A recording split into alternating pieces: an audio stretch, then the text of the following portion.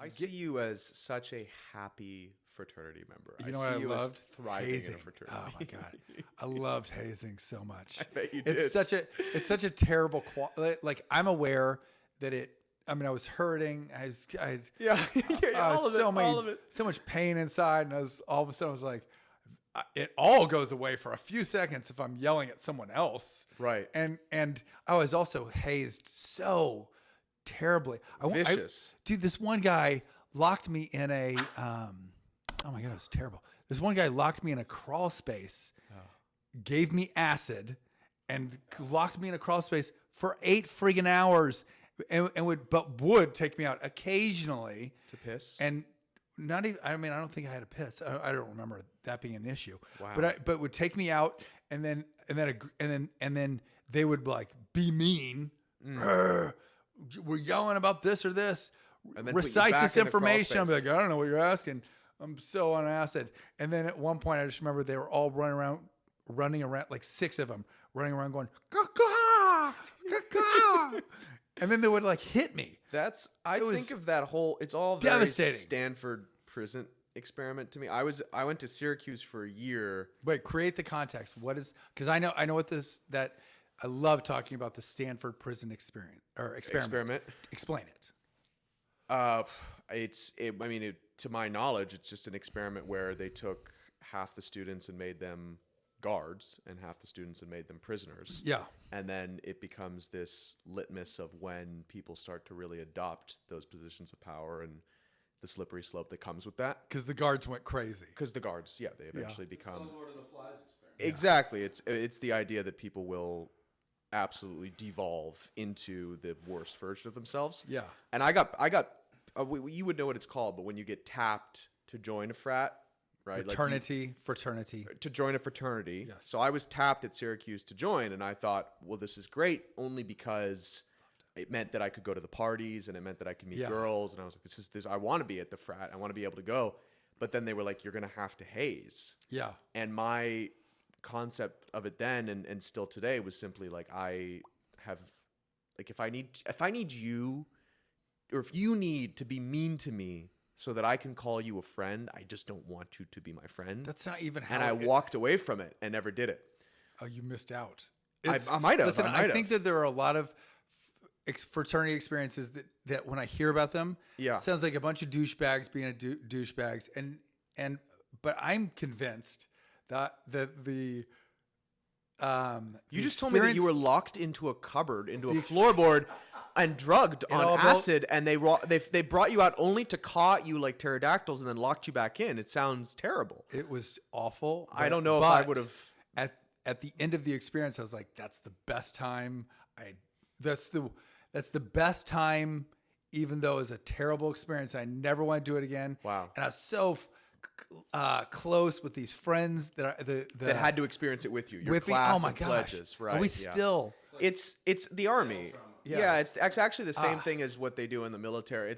It's this idea of I wouldn't trade of it for trauma anything. bonding and building this brotherhood with a group that have to go through the same horrible experience as you. It's amazing. I get that. I wasn't. I have problems with institutions. I also think that is a thing about our sobriety group, that there's everyone's kind of going through this thing together, and it really creates kind of a brotherhood. And it also makes it much easier to receive feedback or advice from someone who you know has been through the same hardship, as opposed to, like, for example, a doctor who has studied it but has not had any personal experience with it, right? Like that's I think that's why a lot of people respond. I was so traumatized by my experience going through that the moment I had any type of power, I just could not. I just completely abused it. And I have friends, 2 of my closest friends in the whole world that I still love today, Hunter and Jack. Hunter was my roommate, the moment because he went through I think a semester after I did, and I mean, man, just completely. I didn't even think that I was being such a jerk at the time, but I was like, the biggest jerk in the world. So it only lasted a semester. You're hazing. You get hazed for a semester. Yeah. And then you get, and then you're in. Then you get to keep hazing. Then you get to haze. Wow. You really like that. I can see it in your eyes. They light up in a way that for nothing else. I'm embarrassed by it. And I also think it's a really negative quality. But I'm aware that I loved it. I think the reason that I have so much fun. It was so funny. I get it. I think the reason I have so much fun giving you a hard time is when I see that in you, I go, oh, yeah, I just got to give it back to him. Oh. Like when we're sitting in meetings and stuff and you're just the jabbing underneath and the punching, I go, this is just how this guy shows affection. It's terrorizing other people. You hit me in that meeting. And the thing is now that I'm 30 and you're 50 and you're old and withered and I'm really in my prime, it's much easier to stand up, physically dominate you know. I should stand up. I'm 50 years old with a 6-pack and I just do more push-ups than you right now. This is, I mean, who are you talking about? Goal, 50 years old with a 6-pack. If you are in this kind of shape when you're 50, oh my God, you've won, my friend. You have won. That's probably fair. That's probably fair. Gosh. I wouldn't go as far as to say a 6-pack. That seems like a bit of an embellishment. Oh man. More, yeah, I was gonna say like a 6-pack might have led to whatever the situation is that you're working with. I can't seem to get the love hand. I mean, it's like I'm like, do I need surgery for the? I'm like, but I always can't seem to get rid of the love handles. What a 6-pack! I mean, just a fucking. In this moment, yeah. I'm like, is this being wasted? And I'm like, should I be on like the cover of Men's Fitness or something? Like, I think, are they? Wow, no, I think it's like an antipsychotic that helps you see yourself a little better. It's actually what we're looking for, like a little more clearly, or maybe like, do you have one of those clown mirrors that warps things for you? Because it seems. The delusion is just so potent. My wife told me I look great when I left the house today. That's all that matters, man. That's all that matters.